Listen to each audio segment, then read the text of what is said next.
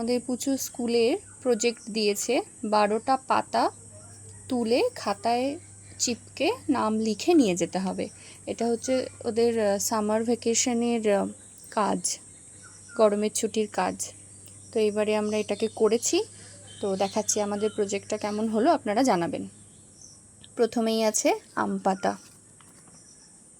তারপরে এখানে জবা পাতা, কারি পাতা, তারপরে লেবু পাতা, কাঁঠাল পাতা, তারপরে সজনে পাতা, শিউলি পাতা, বাসক পাতা, ডুমুর পাতা, পেয়ারা পাতা, কদম পাতা, বট পাতা, তুলসী পাতা। এটা আমাদের এই যে এখানেই আমাদের শেষ, 12টা হয়ে গেছে। আপনারা কে কে পাতাগুলোকে চিনতে পেরেছেন এবং আপনাদের আশেপাশে এই গাছগুলো আছে, আশা করি সবই আছে, আপনারা কমেন্ট করে জানাবেন।